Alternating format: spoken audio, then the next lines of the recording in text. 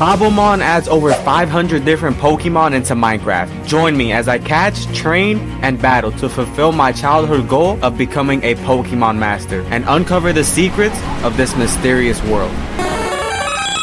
I spawn into the beautiful world of Cobblemon, excited to meet all of the Pokemon added into this mod. Looking for some Pokemon, I find a chicken, disguised as a Pokemon. Then I find the first Pokemon Baneri and Geodude. As you can see, some Pokemon have cool animations when they walk around. After seeing this, I was more than excited to pick my starter. For those of you that don't know what a starter is, you basically choose one Pokemon to start off your adventure with. This is a very important choice because your starter is with you for the whole journey. I chose Cyndaquil, a fire type from Johto who's adorable and are ready to begin our adventure. I searched my near vicinity and checked my environment. Underwater were water type Pokemon like Magikarp and Psyduck, but as I tried to go back to the surface, everything changed. Get stronger and grow with your Pokemon, for you have great hurdles to overcome. It seems some sort of supernatural being is warning me about things coming in the future.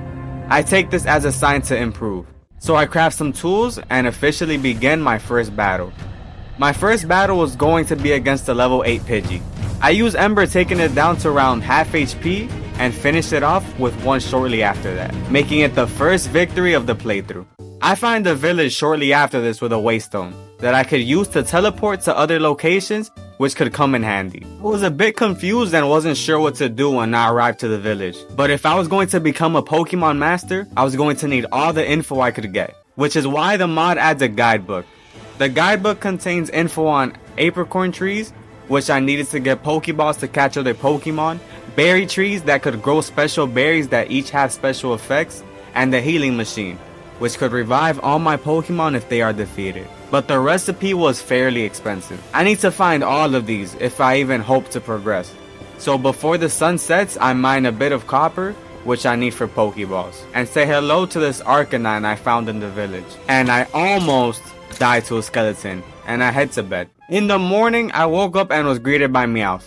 And it was time to head out into the wild to find some apricorn trees to craft Pokeballs. While on the search for one, I found a Chespin, who's a starter Pokemon. But I can't catch it because I don't have Pokeballs yet. I finally found my first apricorn, which was great news, and I also get a seed which I could plant around my base.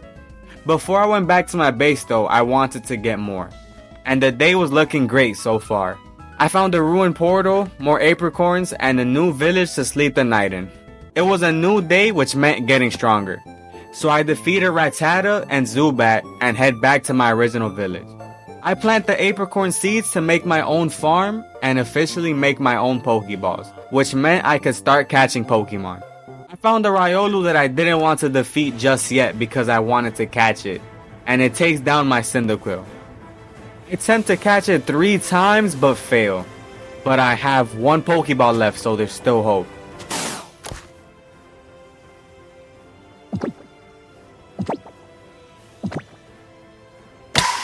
Sadly, I wasn't able to catch Riolu, which was terrible because its evolution, Lucario, is my favorite Pokemon, but it's okay for now. So far, we have 1 out of 3 achievements completed, but making the healing machine wasn't going to be easy. The reason why it was going to be so hard is because the ingredient for it, revival herbs, are found in lush caves. So I head out and search for these herbs. I also do some mining and find energy roots, which can revive your Pokemon. Luckily, as I'm looking for more apricorn trees, I stumble upon a cave that has a waterfall leading into a lush cave. This was perfect because I could finally get the revival herbs. I grabbed some of those as soon as I can and mined some iron ore as well. In the distance, there's a mysterious glowing purple light that I wanted to check out. The purple light was actually Ghastly, which is a ghost type Pokemon, and behind me were diamonds. Everything seems to be going great in these lush caves, but to make sure I don't overstay my welcome, I decide to mine all the ores, defeat a Seedot, and head back to the village after a successful journey. On the next morning, my apricorn trees finally grew, but I still had a lot more to plant. I add the revival herbs to my farm, battle a few other Pokemon, and finally, after countless battles, it was time for Cyndaquil to evolve, and he became Quilava. I tested Quilava out in battle and defeated the poor Tandem Mouse. After this, I spent hours looking for a red apricorn tree so I could get the seeds, and the sun was finally setting. but in the distance I see a red tree, and it's my chance to get the seed before the night comes. It's a 12.5 chance to drop from every apricorn collected, so hopefully I can get it with this tree. Well, sadly, I did not. But on the bright side, I saw this cave which gave me a Dawnstone, which could be used to evolve certain Pokemon in the future. And after this, I finally get the red apricorn I was looking for, which meant I could finally farm them in my base. I commenced the battle with the wild Yanma, and you would think since I had the fire type to grass advantage I would win, but no. I still lost. Even though I did beat it technically, but not by traditional means. The rain began to pour as I tended to my crops, and there was a ton of mobs near. I went to bed, and the next morning I was greeted by a beautiful rainbow. Okay, let's try that again. The next morning I was greeted by a beautiful rainbow, and did some research on what Pokeballs to make. I decided I was going to make some quick balls since they're the easiest to catch Pokemon with. And I also made some Ultra Balls since they have a high catch rate. With enough Pokeballs, it was officially time to catch them all. So I wandered around looking for what Pokemon I was going to add to my team. I wanted this Mareep I found because I'm a big fan of Ampharos.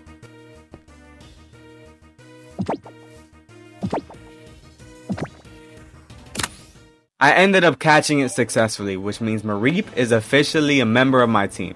It was also high enough level and evolved into Flaffy. Looking for more Pokemon, I found a Thunderstone. I also found the Ursaring at level 32, who was extremely over leveled, but I used my Quick Ball on the first turn of the battle, which meant I had a 5 times increased catch rate. And with that, Ursaring becomes a member of my team.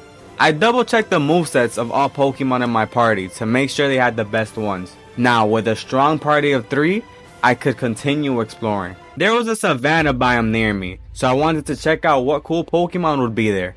I found Dodrio, Donphan, and Tauros, none of which I wanted on my team for now. Then I found Aipom, who's one of my favorite Pokemon, so I had to catch it.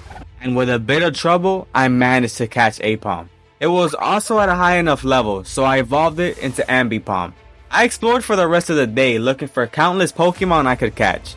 In the nighttime I found Shedinja, who's really strong because of the ability Wonder Guard that makes it so only super effective moves can hit it. With 5 Pokemon on my team, I needed one more to complete the party of 6. That's when I found one of my favorite Pokemon, Gible. While Gible looks kind of funny, he's actually one of the strongest dragon types ever. I successfully catch Gible, and since it's level 25, it can evolve into Gabite. And with Gabite now added to the team, I had a full party of 6. I collected more apricorns and sorted my chest. Then, as I did some exploring, I found the most powerful random Pokemon ever. This Tailo at only level 27 almost swept through my entire team. He took down my Quilava, Gabite, and Shedinja.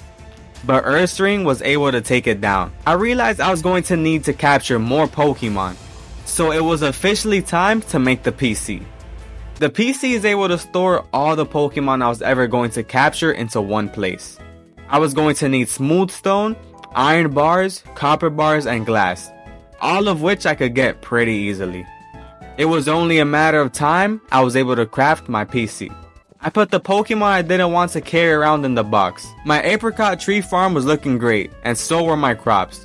I caught this Mudstale, which I added to my team. A water type was something else I wanted to add, so I caught a Magikarp. Magikarp looks like a tiny harmless fish, but with hard work and perseverance, he could become an even stronger fish. The sun was setting down, and I caught a Dodrio. I did some training with my team, and after winning a few battles, Magikarp was ready to evolve. And right on cue, the rain began to pour. Gyarados, the dragon-like serpent, was born. There's an add-on to this mod that allows you to ride your Pokemon. Some Pokemon you can ride on the ground, but some Pokemon like Gyarados can take you to new heights. Yeah, as you can see, I can fly on Gyarados, which was gonna be great for exploring. I could also fly on Dodrio as well. I checked all biomes around me, looking for unique Pokemon to capture or battle. If I was going to become a Pokemon master, I was going to need to level up all my Pokemon. I battled a few other Pokemon, and then, in the forest I found Scyther. I was able to capture it with one quick ball. I spent the rest of the day just chopping wood. and I also found this cool cherry blossom biome. A battle broke out between Onyx and Gyarados, and I take it down with 2 waterfalls. And then I find this really interesting biome containing all sorts of new Pokemon. That's when I find Cobblemon, who was a bit of a threat but I take down, and Executor, who defeated itself with its own recoil move. I leave the plains area and make my way towards a desert and find interesting Pokemon like Maractus and Sandshrew. I find another village in the desert, but this one was interesting because it had a waystone. I could use it to teleport, which meant that I could go back and forth between my base. Then I find another one of my favorite Pokemon, Ralts, that was so tiny. I tried catching it with some Ultra Balls and Quick Balls, but Gabite ended up defeating it. Exploring some more, I find the Mesa biome that had new encounters like Sizzlipede, but most importantly the pre-evolution of my favorite Pokemon, Gligar. It was level 36, so it was pretty strong. I used a Quick Ball to catch it on the first try. Gligar is now a part of my team, and I stare off into the Mesa sunset. I do a little bit more exploring and find this medieval village with a castle that looked really interesting. Nothing much happened there, so I made my way back to the base. On my way back, I caught a Tyro. I was enjoying the nice scenery and environment, took down the Onyx, and everything was going well. That's when the unexpected happened. I was doing research on what Pokeballs I could craft when a creeper blew up all of my chest. While my chest blowing up wasn't too bad, it made me spiral into a bad mindset. And I thought back to how many times my Pokemon had fainted, how I kept losing battles, and how I'm still nowhere near the level of a Pokemon master. I was on the brink of giving up and letting go of my dream. Do not fret yet, child, for the hurdles you face now are merely stepping stones for the places you will reach soon enough. The mysterious omen was back, the same one that set me on my journey. There was a strange comfort that came from it, almost as if it wants me to reach it. I put my hardships aside and decided to move forward, but this time I needed to make some changes. I was going to make sure my Pokemon had a place they could call home and somewhere I could keep my chest so they don't blow up. I was going to build a base. But first I needed to go to another dimension. The reason I needed to go to the Nether was to find the missing ingredient I needed for the healing machine. So I stored all my items in a villager's house, built another portal, and now it was time to head out. Traversing the Nether was going to be easy because I could fly on Gyarados. The first gas I found didn't drop a gas tier, but the next one I found did. Meaning I had the final component to craft the healing machine. I didn't go back to the overworld just yet because I knew there would be some rare Pokemon in the Nether. And I was right because I found Magby, who took a really long time to get in my Pokeball. And I also found Dusclops, who's level 40. I like its design, so I decided I wanted it on my team, and with a couple of Quick Balls I managed to catch it. I do some more exploring, but I didn't find any interesting Pokemon, so I head back to the overworld and catch Vaporeon. My PC was looking great so far. Magby evolves into Magmar, and I thought Dusclops looked extremely cool in the nighttime. The next day started off perfectly, but I found the starter Pokemon, Torchic. Even though I already had a fire starter, I was still happy I found Torchic. It evolved into Combusken right away as well, which was great. My team was looking wonderful, and now it was time to build my base. It was now time to make the foundation. I didn't want it to be too big. I was going for more of a cabin-like feel. Collecting wood, which is usually tedious, was actually really fun. The reason why it was more fun than often was because I could battle Pokemon while doing so. Turns out I needed one more thing for the healing machine. Something called a Vivichoke, which apparently is a rare item that's mostly found in chests. Luckily, earlier in the desert village, I remember coming across blue seeds. So I used the waystones to teleport there and collect the Vivichoke seed. Now all we have to do was wait for it to grow. Later on, I found a Boathound, who I caught. But after this, I decided to fully commit to finishing the cabin. I use a combination of wood, not only from vanilla Minecraft, but also from apricorn wood, which this mod adds.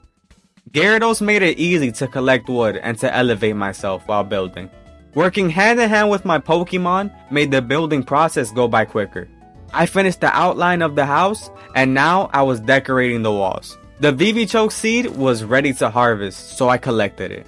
I finished the interior and exterior design of my cabin, and now my base was ready.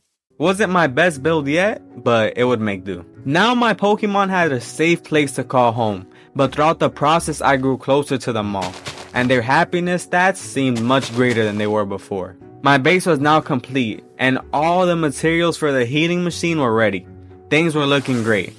I set out on this journey with my starter Cyndaquil, who was really tiny back then, getting defeated over and over again. But after hours of battling and evolving, it was time for my starter Pokemon to finally reach its final form. It was now level 36, and with the click of a button, I now had a Typhlosion. If its rage peaks, it becomes so hot that anything that touches it will instantly go up in flames, making it a suitable Pokemon for a strong trainer. Now, with all of the pieces set in place, I'm finally on the right path to become a Pokemon Master.